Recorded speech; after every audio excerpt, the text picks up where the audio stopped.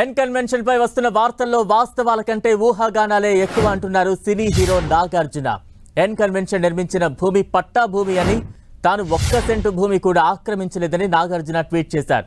తుమ్మిడికుంట చెరువు ఆక్రమణకు గురి కాలేదని ప్రత్యేక కోర్టు తీర్పు ఇచ్చిందని, ఎన్ కన్వెన్షన్ విషయంలో హైకోర్టు తీర్పుకు కట్టుబడి ఉంటారని నాగార్జున స్పష్టం చేశారు. అప్పటి వరకు ఊహాగానాలు, పుకార్లు, అవాస్తవాలను నమ్మొద్దని విజ్ఞప్తి చేశారు నాగార్జున.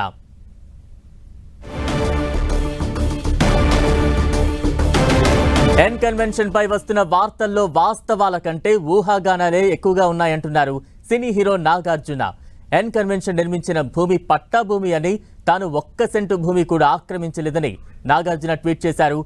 తుమ్మిడికుంట చెరువు ఆక్రమణకు గురి కాలేదని ప్రత్యేక కోర్టు తీర్పు ఇచ్చిందని, ఎన్ కన్వెన్షన్ విషయంలో హైకోర్టు తీర్పుకు కట్టుబడి ఉంటారని నాగార్జున స్పష్టం చేశారు.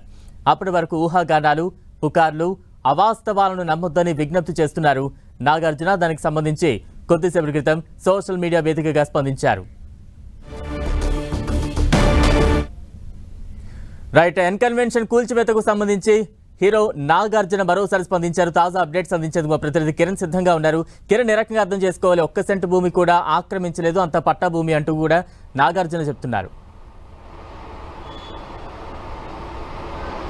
బలరాం, ఎన్ కన్వెన్షన్ కూల్చివేతకు సంబంధించి కూడా 24 గంటల పైగా గడిచినా కానీ ఇంకా హీరో నాగార్జున ఎన్ కన్వెన్షన్ సంబంధించిన వ్యవహారం కావచ్చు, తాను చేసిన పనికి సంబంధించి కూడా సమర్థించుకున్నట్టుగా మనం చెప్పుకోవాల్సి ఉంది. ఇప్పటికే పక్క ఆధారాలతో తాము కూలగొట్టామంటూ కూడా ఇప్పటికే హైడ్రా అధికారులు స్పష్టం చేశారు. ఎప్పుడు తుమ్మిడికుంట చెరువుకు సంబంధించి బఫర్ జోన్ కావచ్చు, ఎఫ్టీఎల్కి సంబంధించి కూడా నోటిఫై ఎప్పుడు చేసింది, ఆ తర్వాత తుది నోటిఫికేషన్ ఎప్పుడు ఇచ్చింది, ఆ తుమ్మిడికుంట చెరువుకు సంబంధించి ఎంత విస్తీర్ణం ఉంటుంది, ఎంత విస్తీర్ణం కాకుండా మిగతాది ఎన్ కన్వెన్షన్ ఎంత ఆక్రమించి నిర్మాణం చేపట్టాలని సంబంధించి కూడా పూర్తి వివరాలను కూలగొట్టిన తర్వాత నాగార్జున హైకోర్టుకు వెళ్ళి లంచ్ మోషన్లో దానికి సంబంధించిన వాదన వినిపించిన తర్వాత కూడా పూర్తి స్థాయిలో కొంత వివరాలను కూడా హైడ్రా పూర్తిగా క్లారిఫై ఇచ్చింది. దీనికి సంబంధించి కూడా తిరిగి మరొకసారి హీరో నాగార్జున ట్విట్టర్లో తన ఎన్ కన్వెన్షన్ కూల్చివేతకు సంబంధించి కూడా ప్రస్తుతం జరుగుతున్న ఊహాగానాలు కావచ్చు, ప్రజల్లో విశ్వసిస్తున్న సంబంధించి కూడా నమ్మొద్దంటూ కూడా చెప్పిన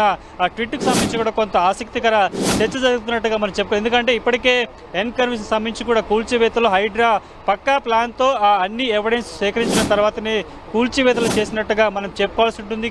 ఇందుకు సంబంధించి ఇప్పటికే హైడ్రా అధికారులు కూడా పూర్తిగా క్లారిఫై ఇచ్చిన పరిస్థితి కనిపిస్తుంది. ఇందులో ఎఫ్టీఎల్ సంబంధించి కూడా ఎకరం 12 కుంటలకు సంబంధించి ఎఫ్టీఎల్తో పాటు మిగతా 2 ఎకరాల మిగతా సంబంధించింది కూడా ఏదైతే ఉంటుందో అది బఫర్ జోన్లో ఉంటుంది. మొత్తంగా 3 ఎకరాల 30 కుంటలకు సంబంధించిన తుమ్మిడికుంట సంబంధించిన చెరువుని కబ్జా చేసి నాగార్జున ఎన్ కన్వెన్షన్ కట్టారంటూ కూడా ఇప్పటికే పక్క ఎవిడెన్స్ ఉన్నట్టుగా అటు హైడ్రా చెప్తున్న నేపథ్యంలో గతంలో కూల్చివేత నేపథ్యంలో మధ్యలో కూడా ఆయన సంబంధించి కూల్చివేతలు జరుగుతున్న పూర్తిగా 90% కూల్చివేతలు అయిపోయిన తర్వాత కూడా హైడ్రా కూల్చివేతలకు సంబంధించి కూడా ఆయన స్పందిస్తూ తాను దీనికి సంబంధించి కూడా ఎక్కడ అన్యాయం చేయలేదు, ఎక్కడ ఆక్రమించలేదు, న్యాయబద్ధంగా నిబంధనలబద్ధంగా తాను చట్ట ప్రకారం పట్టా ల్యాండ్లో తాను కన్వెన్షన్ కట్టుకున్నట్టు కూడా చెప్పిన పరిస్థితి కనిపిస్తుంది. ఆ తర్వాత ఆయన హైకోర్టుకు వెళ్ళారు. కూల్చివేతలు ముగిసిన తర్వాత కూడా ఇప్పుడు ఎన్ కన్వెన్షన్ సంబంధించి కూడా స్టే వచ్చినట్టుగా మనం చెప్పుకుంటుంది. ఆ తర్వాత హైడ్రాకి సంబంధించి ఎన్ కన్వెన్షన్ కూల్చివేతకు సంబంధించి కావచ్చు,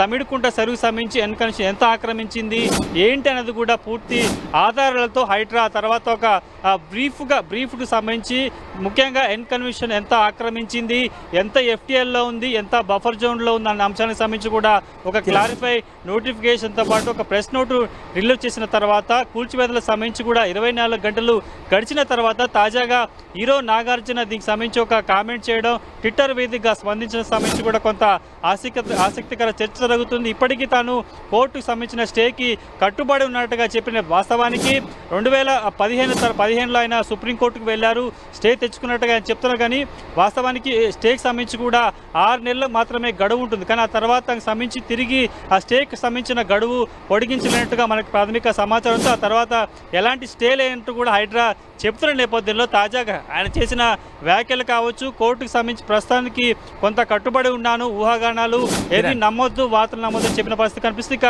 ఎన్నికల కూల్చివేతకు సంబంధించి కూడా ఇప్పటికే రాజకీయ పార్టీలు కూడా అన్ని ముక్త కంఠంతో ఖండిస్తున్నాయి, ఖచ్చితంగా కూల్చివేయాలంటూ కూడా చెప్పిన పరిస్థితి కనిపిస్తుంది. కొద్దిసేపటి క్రితం సిపిఐ జాతీయ కార్యదర్శి నారాయణ కూడా వెళ్ళి విజిట్ చేయడం జరిగింది. ఖచ్చితంగా నిబంధనలకు విరుద్ధంగా ఉంది, చెరువు మధ్యలో నిర్మాణం చేపట్టినట్టుగా ఆయన చెప్పిన నేపథ్యంలో ప్రస్తుతం ఆయన ఈ వ్యాఖ్యలు చేయడం కూడా కొంత ఆసక్తికర చర్చ జరుగుతున్నట్టుగా మనం చెప్పుకోవాల్సి ఉంటుంది. వెనుక ఆంతర్యం ఏమైనా ఉందా, కావాలనే తను చేసిన దానిని కప్పుచుకునే ప్రయత్నంలో భాగంగానే ఈ ట్వీట్ చేశారా లేదని కూడా మనం చూడాల్సి ఉంటుంది.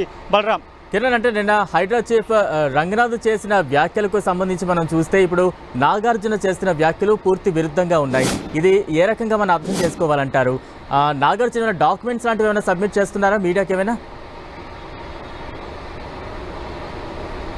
ఖచ్చితంగా ప్రస్తుతానికైతే కూల్చివేతల ప్రారంభం తర్వాత కూడా ఎన్కన్వెన్షన్ కూల్చివేతకు సంబంధించి కూడా తన బాధ వేసింది. తాను న్యాయబద్ధంగా చట్టబద్ధంగా పాస్బుక్ తనకి పట్ట భూమిలోనే తాను కన్వెన్షన్ చేసుకున్నట్టుగా చెప్పుకొచ్చారు. కానీ ఎక్కడ మీడియాకి సంబంధించి ఎన్కన్వెన్షన్కి సంబంధించిన పూర్తి ఆధారాలు కావచ్చు, అందుకు సంబంధించిన డాక్యుమెంట్స్ కూడా ఎక్కడా బహిర్గతం లేదు. కేవలం కూల్చివేతల సందర్భంలో తాను స్పందించకపోతే మరో రకంగా ఇండికేషన్ పోతుంది కాబట్టి అందుకు సంబంధించి స్పందిస్తానంటూ చెప్పిన పరిస్థితి. కానీ ఆ తర్వాత ఆయన హైకోర్టుకి వెళ్ళడం, హౌస్ మోషన్ పిటిషన్ దాఖలు చేయడం, ఆ తర్వాత అర్ధాంతరంగా స్టే చేసుకున్నారు తప్ప కానీ ఎన్కన్వెన్షన్కి సంబంధించిన ఎక్కడ సంబంధించిన ఆధారాలు కావచ్చు, తను సంబంధించిన భూమినట్టు కూడా ఎక్కడ కూడా ఎలాంటి ఎవిడెన్స్ని సమర్పించని పరిస్థితి కనిపిస్తుంది. కాబట్టి దీనికి సంబంధించి ఇప్పటికే హైడ్రా కూడా తమ వద్ద పక్కా సమాచారం ఉంది. తుమ్మిడికుంట చెరువుకు సంబంధించి 3 ఎకరాల 30 గుంటల ల్యాండ్ని చెరువుని కబ్జా చేసి అక్రమంగా ఇల్లీగల్గా ఈ కన్స్ట్రక్షన్ జరిగినట్టు ఇప్పటికే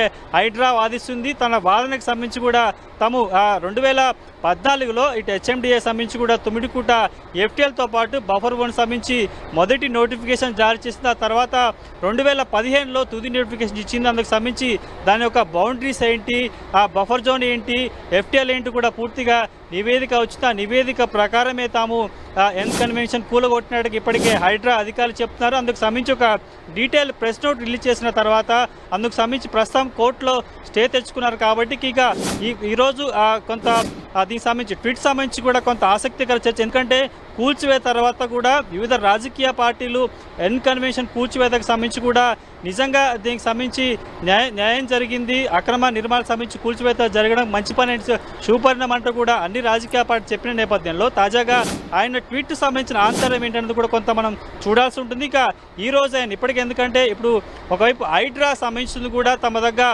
తుమ్మిడికుంట చెరువుకు సంబంధించి కావచ్చు, ఎన్కన్వెన్షన్ అక్రమ కట్టడాలకు సంబంధించిన పూర్తి వివరాలు ఆధారాలు మా దగ్గర ఉన్నాయని చెప్తున్న నేపథ్యంలో ఇది సంబంధించి నాగార్జున ఏ విధంగా సంబంధించిన పట్టా సంబంధించి మొదటి నుంచి చెప్తున్నారు కాబట్టి ఆ సంబంధించిన వివరాలు మీడియాకు వెల్లడిస్తారా, ఏం చేస్తారు ఏంటనేది కూడా మనం చూడాల్సి ఉంటుంది.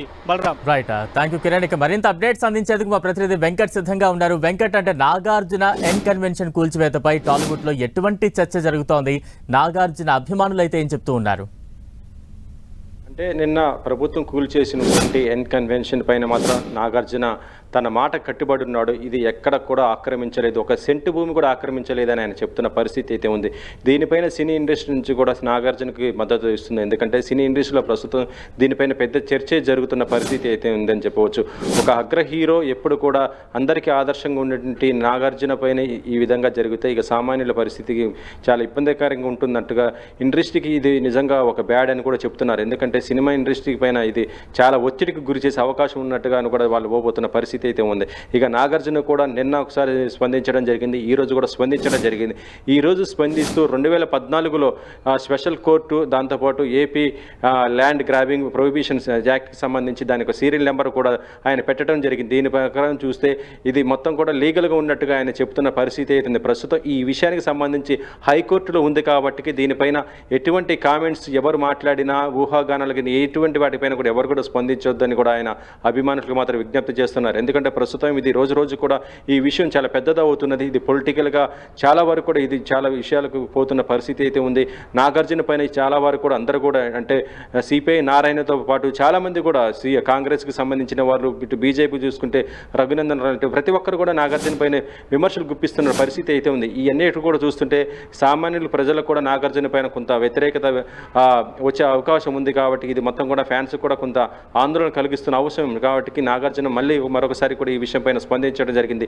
ఎవరు కూడా తొందరపడి ఎటువంటి మాట్లాడొద్దని, అన్నీ కూడా చట్టానికి లోబడి ఉంటాయి, హైకోర్టులో ఈ విషయం ఉంది కాబట్టి తప్పకుండా న్యాయం జరుగుతుంది అనేది కూడా ఆయన నాగార్జున ఈ తనకు ట్విట్టర్లో కూడా చెప్పడం జరిగింది. ప్రస్తుతం సమన్వయం పాటించాలని కూడా ఆయన అభిమానులకు విజ్ఞప్తి చేస్తున్నాడు.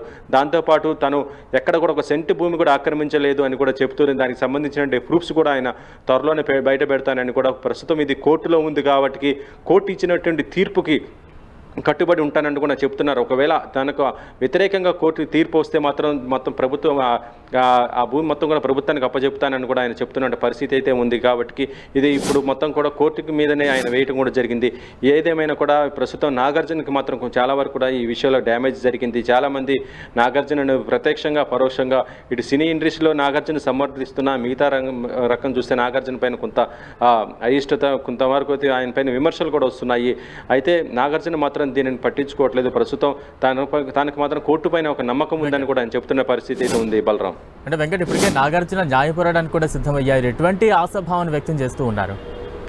ఎందుకంటే 2014లో స్పెషల్ కోర్టు ఇచ్చినటువంటి తీర్పుకు సంబంధించినటువంటి దానిపైన కూడా ఆయన మెన్షన్ చేయడం జరిగింది. దాని ప్రకారము అది ప్రభుత్వ భూమి కాదు, ఇది లీగల్గా ఉన్నటువంటి భూమి, దాన్ని నేను కొనుక్కున్నాను అనేసి దానికి సంబంధించినటువంటి ఒక సీరియల్ నెంబర్ కూడా నాగార్జున అక్కడ మెన్షన్ చేయడం జరిగింది. దాని ప్రకారం చూస్తుంటే ఇది ఎక్కడ కూడా ఒక సెంటు భూమి కూడా ఆక్రమణకు గురి కాలేదని కూడా ఆయన ప్రస్తుతం వాదిస్తున్న పరిస్థితి అయితే ఉంది. అయితే ఇదే విషయం ఇప్పుడు ప్రస్తుతం హైకోర్టులో ఉండటంతో దీనిపైన ఇప్పుడు హైకోర్టు కూడా మళ్ళీ కన్వెన్షన్కి కూల్చొద్దు అంటూ కూడా నిన్న వెంటనే కూడా హైకోర్టు కూడా ఆర్డర్ కూడా ఇవ్వటం పరిస్థితి ఉంది. అంటే ప్రస్తుతం స్టే ఆర్డర్ వచ్చినా కూడా ఇప్పటికైతే కన్వెన్షన్ మొత్తం కూడా కూల్చివేసింది కాబట్టి నాగార్జునకి చాలా వరకు కూడా నష్టం జరిగినటువంటి పరిస్థితి అయితే ఉంది. కానీ నాగార్జున మాత్రం ఇప్పటికే కూడా కట్టుబడి ఉన్నాడు. తను ఒక సెంటిమెంట్ భూమి కూడా ఆక్రమించలేదని హైకోర్టు మాత్రం తప్పనిసరిగా తనకు న్యాయం చేస్తుంది, హైకోర్టు తీర్పు కోసం వెయిట్ చేస్తున్నట్టుగా ఆయన చెప్తున్న పరిస్థితి అయితే ఉంది. Balaram, right, thank you Venkat.